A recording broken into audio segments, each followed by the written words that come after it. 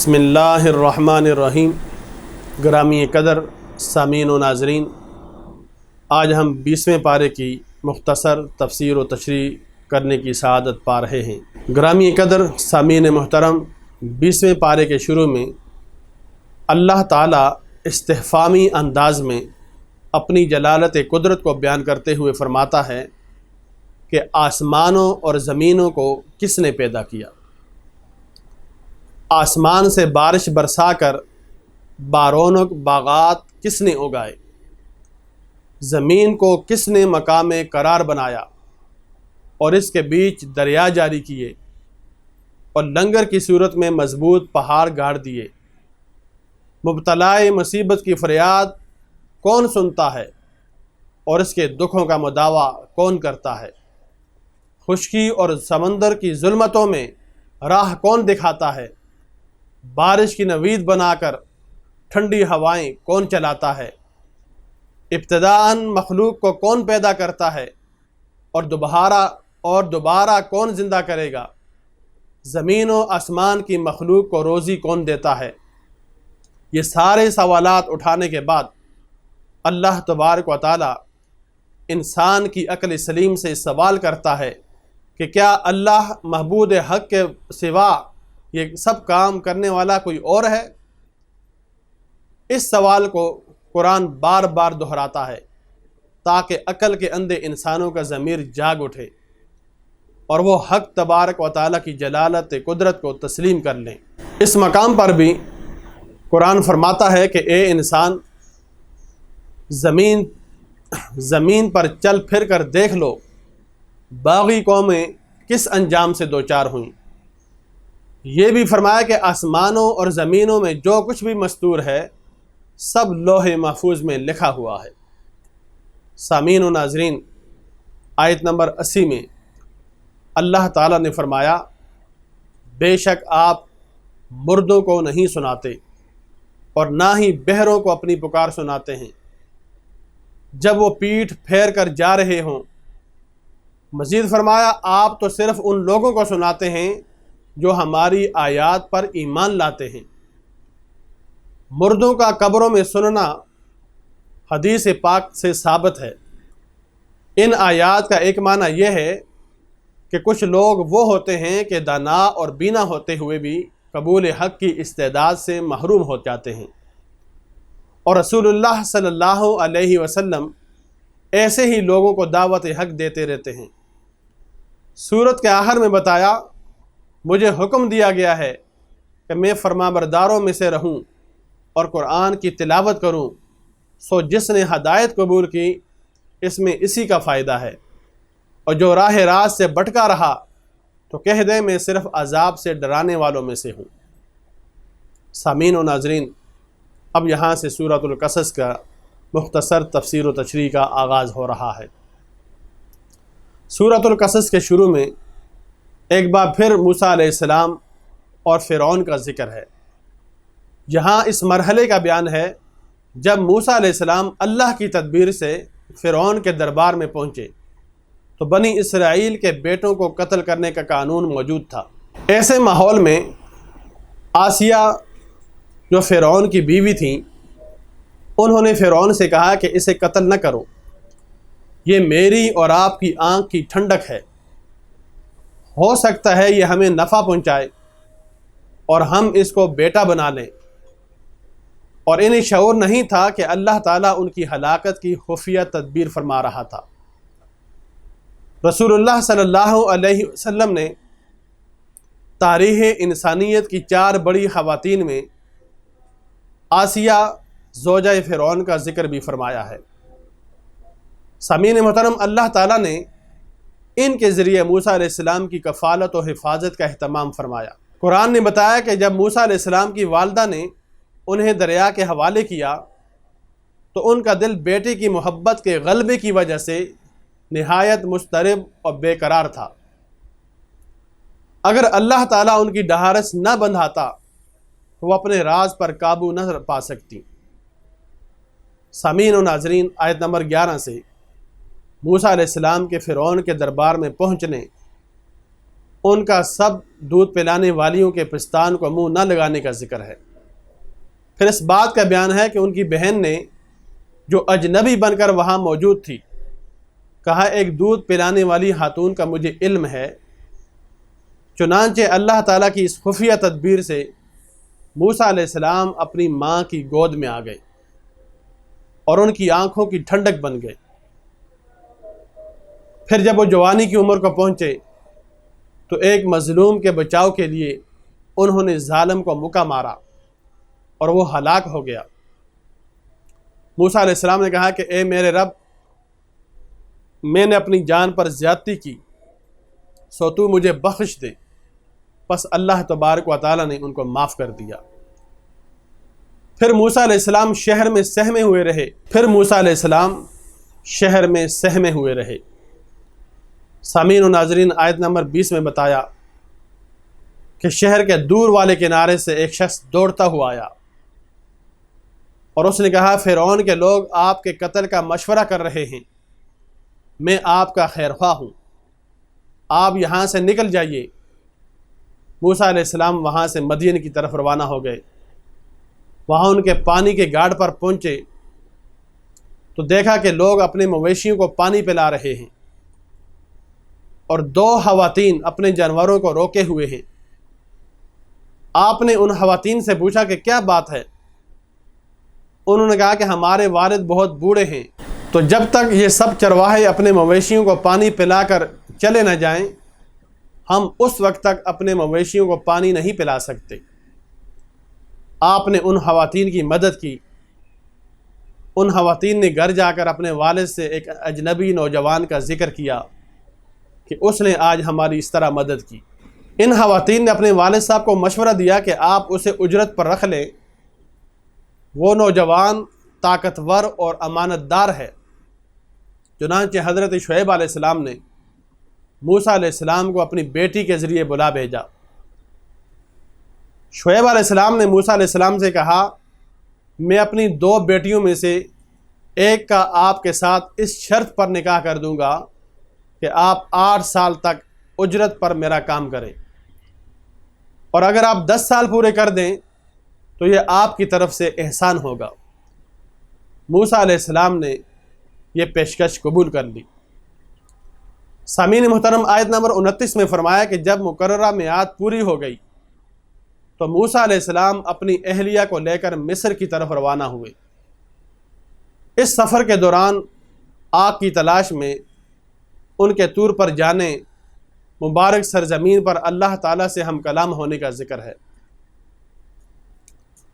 وہاں آپ کو نبوت عطا ہوئی، عصا اور ید بیضا کے معجزے عطا ہوئے، اور ہارون علیہ السلام کو رسالت کے مشن میں ان کی درخواست پر ان کا مددگار بنایا گیا۔ آیت نمبر 38 سے اللہ تعالیٰ نے ان سے اپنی نصرت کا وعدہ فرمایا۔ موسیٰ علیہ السلام نے جب فرعون کو دعوت حق دی تو اس نے اپنے وزیر حامان سے کہا کہ میرے لیے ایک بلند عمارت بناؤ تاکہ میں بلندی سے جان کر موسیٰ کے خدا کو دیکھوں، اور میرا یقین ہے کہ معاذ اللہ یہ جھوٹے ہیں۔ سامعین محترم، اس کے بعد جو واقعات رونما ہوئے وہ اس سے پہلے ہم عرض کر چکے ہیں۔ چونکہ نبی صلی اللہ علیہ وسلم کے مخالفین کی بنسبت حضرت موسیٰ علیہ السلام کے مخالفین زیادہ قوی، سازشی اور مقتدر تھے، اس کے باوجود اللہ تعالیٰ نے حضرت موسیٰ علیہ السلام کو غالب فرما دیا، تو اس میں جاند عالم صلی اللہ علیہ وسلم کو تسلی دی گئی کہ حالات خواہ کتنے ہی کٹھن کیوں نہ ہو، بالآخر غلبہ آپ کے لیے ہی ہے۔ اس لیے موسیٰ علیہ السلام کا واقعہ قرآن مجید میں بار بار آیا ہے، لیکن ہر مقام پر دوسرے مقام سے الگ انداز اور زاویے سے عبرت و سبق آموزی کو واضح کیا گیا ہے۔ محترم سامعین و ناظرین، آیت نمبر 57 سے کفار مکہ نے رسول اللہ صلی اللہ علیہ وسلم سے کہا اگر ہم آپ کے ساتھ ہدایت کی پیروی کریں تو ہم اپنے ملک سے اچک لیے جائیں گے، یعنی وہ فوائد سے محروم ہو جائیں گے۔ کیا ہم نے ان کو اپنے حرم میں آباد نہیں کیا جو امن والا ہے؟ اس کی طرف ہمارے دیے ہوئے ہر قسم کے پھل لائے جاتے ہیں، لیکن ان میں سے اکثر لوگ نہیں جانتے۔ یعنی اسلام کی برکت سے دنیاوی نعمتیں چھن نہیں جائیں گی، بلکہ ان نعمتوں کے اندر اضافہ ہوگا۔ اللہ تعالیٰ نے فرمایا ہم نے بہت سی ان بستیوں کو ہلاک کر دیا جن کے رہنے والے اپنی خوشحالی پر اتراتے تھے۔ یعنی ماضی کی خوشحال سرکش قوموں کے کھنڈرات نشان عبرت ہیں۔ ان آیات میں یہ بھی بتایا گیا کہ بستیوں والوں کو اس وقت تک ہلاک نہیں کیا جاتا جب تک کہ رسول بھیج کر ان پر اتمام حجت نہیں کر دیا جاتا۔ محترم سامعین و ناظرین، آیت نمبر 71 سے ایک بار پھر اللہ تعالیٰ نے استفہامی انداز میں اپنی قدرت و جلالت کی طرف متوجہ فرمایا کہ اگر وہ قیامت تک کے لیے مسلسل رات کا سلسلہ جاری رکھے تمہارے لیے روشنی کون لے کر آئے گا؟ اور اسی طرح اگر تمہارے لیے مسلسل دن بنا دے تو رات کو سکون تمہیں کون دے گا؟ پس کیا تم سنتے نہیں ہو، سوچتے اور سمجھتے نہیں ہو؟ آیت نمبر 76 سے قارون کا ذکر ہے۔ یہ قوم موسیٰ کا ایک سرکش شخص تھا اور اللہ نے اپنی حکمت سے اسے اتنے خزانے عطا کیے تھے۔ سامعین محترم، آیت نمبر 76 سے قارون کا ذکر ہے۔ یہ قوم موسیٰ کا ایک سرکش شخص تھا اور اللہ نے اپنی حکمت سے اسے اتنے خزانے عطا کیے تھے کہ ایک طاقتور جماعت تھی جو اس کی چابیوں کو اٹھا نہ پاتی۔ اس کی قوم نے اس سے کہا کہ اتراؤ نہیں، بے شک اللہ تعالیٰ اترانے والوں کو پسند نہیں فرماتا۔ اس نعمت دولت کے بدلے میں آخرت کو تلاش کرو، اور جس طرح اللہ نے تم پر احسان کیا ہے تم بھی لوگوں کے ساتھ احسان کرو اور زمین میں فساد برپا نہ کرو۔ یعنی مال کو اللہ کی راہ میں خرچ کرو۔ اس نے کہا کہ یہ مال مجھے میرے علم کی وجہ سے دیا گیا ہے۔ یعنی اس نے اللہ کا شکر ادا کرنے کے بجائے اپنے علم و مہارت پر ناز کیا، تو اللہ نے فرمایا کہ اس سے پہلی قوموں میں اس سے بھی زیادہ طاقتور اور بڑے مالداروں کو ہلاک کر دیا گیا۔ سامعین و ناظرین، آیت نمبر 21 میں فرمایا کہ اس کی سرکشی کی سزا کے طور پر ہم نے اسے اور اس کے گھر کو زمین میں دھنسا دیا تھا، پھر اللہ کے مقابل اس کا کوئی مددگار نہ تھا۔ قرآن نے بتایا کہ اس کے کر و فر کو دیکھ کر جو لوگ اس جیسا دولت مند ہونے کی تمنا کر رہے تھے، اس کے انجام کو دیکھ کر انہوں نے کہا کہ ہم بھول گئے تھے۔ اللہ اپنے بندوں میں سے جس کے لیے چاہتا ہے رزق کشادہ کرتا ہے اور جس کے لیے چاہتا ہے تنگ فرما دیتا ہے۔ اس کا مطلب یہ ہے کہ کوئی یہ نہ سمجھے کہ دولت و طاقت دنیا ہر صورت میں اللہ تعالیٰ کے ہاں مقبولیت کی دلیل ہے۔ سامعین محترم، انہوں نے کہا اس جیسی دولت کا نہ ہونا ہمارے حق میں اچھا ثابت ہوا۔ اگر اللہ ہم پر احسان نہ فرماتا تو ہم بھی دھنسا دیے جاتے۔ سامعین و ناظرین، آیت نمبر 83 میں اللہ تعالیٰ نے فرمایا آخرت کا گھر ہم ان کے لیے مقدر کر دیتے۔ سامعین محترم، آیت نمبر 83 میں اللہ تعالیٰ نے فرمایا کہ یہ آخرت کا گھر ہم ان کے لیے مقدر کرتے ہیں جو زمین میں نہ تو تکبر کرتے ہیں اور نہ ہی فساد کرتے ہیں۔ اچھا انجام صرف پرہیزگاروں کے لیے ہوتا ہے۔ اگلی آیت کا مفہوم ہے کہ ہر ایک اپنے اچھے یا برے اعمال کی جزا یا سزا پائے گا۔ محترم سامعین و ناظرین، اب یہاں سے سورۃ العنکبوت کی مختصر تفسیر و تشریح کا آغاز کیا جا رہا ہے۔ اس سورہ مبارکہ کے شروع میں قرآن نے متوجہ کیا کہ قطعی نجات کے لیے صرف دعوی ایمان کافی نہیں ہے، بلکہ آزمائش بھی ہو سکتی ہے، جیسا کہ پچھلی امتوں کے لوگوں کو کڑی آزمائش سے گزرنا پڑا اور ابتلا سے گزرنے کے بعد ہی سچے مومن اور جھوٹے کا فرق واضح ہوتا ہے۔ آیت نمبر 8 میں اللہ تعالیٰ نے حکم فرمایا کہ اپنے ماں باپ کے ساتھ نیک سلوک کرو، اور اگر وہ تمہیں شرک پر مائل کرنا چاہیں تو گناہ کے کاموں میں ماں باپ کی اطاعت واجب نہیں ہے۔ حدیث مبارکہ میں بھی ہے کہ کسی بھی ایسے مسئلے میں مخلوق کی خواہ کوئی بھی ہو اس کی اطاعت لازم نہیں ہے جس میں اللہ کی نافرمانی لازم آتی ہو۔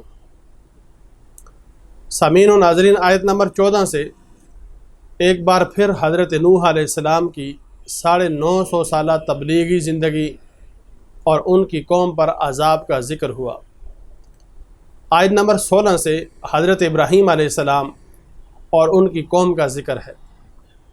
ابراہیم علیہ السلام نے قوم کو متوجہ کیا کہ اللہ کو چھوڑ کر بے بس بتوں کی عبادت نہ کرو، صرف اللہ وحدہ لا شریک کی عبادت کرو۔ حضرت ابراہیم علیہ السلام کی دعوت کو سن کر قوم نے کہا اسے قتل کر دو یا جلا ڈالو، تو اللہ تعالیٰ نے انہیں آگ سے بچا لیا۔ آیت نمبر 26 سے لوط، اسحاق اور یعقوب علیہم السلام کا ذکر ہے کہ ہم نے انہیں نبوت اور کتاب عطا کی۔ لوط علیہ السلام کی قوم کی انتہائی سرکشی کا ذکر ہے کہ وہ غیر فطری طریقے سے اپنی جنسی خواہش پوری کرتے اور ڈاکے ڈالتے، اور انتہا یہ کہ کھلے بندوں بے حیائی کا کام کرتے تھے، اور لوط علیہ السلام سے نزول عذاب کا مطالبہ کرتے تھے۔ یعنی یہ ان کی سرکشی کی انتہا تھی کہ گناہ بھی کرتے تھے، اللہ سے بغاوت بھی کرتے تھے، اور اللہ کے عذاب کو لانے کا مطالبہ بھی کیا کرتے تھے۔ سامعین محترم، ان آیات میں بتایا کہ بالآخر اللہ تعالیٰ نے لوط علیہ السلام اور ان کے اہل کو بچا لیا، اور قوم کے ساتھ قوم کی برائیوں کو پسند کرنے والی ان کی بیوی سمیت ساری بستی کو ہلاک کر دیا۔ پھر مدین کی سرزمین پر حضرت شعیب علیہ السلام اور ان کی قوم کی سرکشی کا ذکر ہوا۔